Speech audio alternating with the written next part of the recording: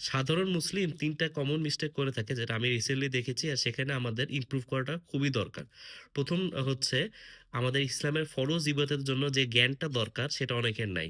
ঈমান, তৌহিদ এই বিষয়গুলা নিয়ে পড়াশোনা করা হয় না। কি কারণে ঈমান ভেঙে যায় এগুলো না জানার কারণে অজান্তে অনেক কিছু করে ফেলতেছে। তো সেজন্য কিন্তু তার ঈমানটাও থাকতেছে না। কিন্তু সে নিজেকে মুসলিম হিসেবে দাবি করতেছে।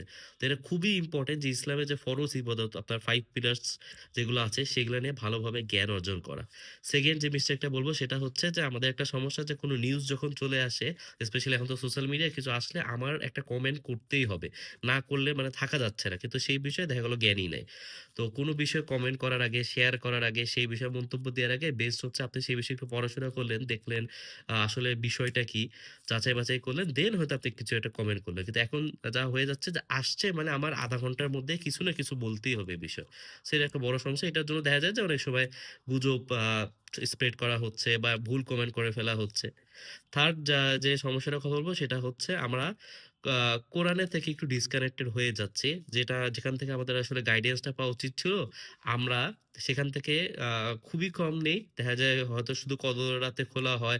তারপরে খুবই উপরে একটা শেলফে হয়তো রেখে দেয়া হচ্ছে। কিন্তু উচিত ছিল যে রেগুলার পড়া, বুঝা অ্যান্ড আপনার লাইফে সেটা কোথায় আসলে ইমপ্যাক্ট রাখতেছে, আপনি কোথায় ভুল করতেছেন সেগুলো বিষয়ে রিফ্লেক্ট করা। তো এই ৩ টা মিস্টেক আমি পার্সোনাল মনে করি যে আমাদের মধ্যে অনেকেরই আছে। আর এখানে ইমপ্রুভ করাটা খুবই দরকার।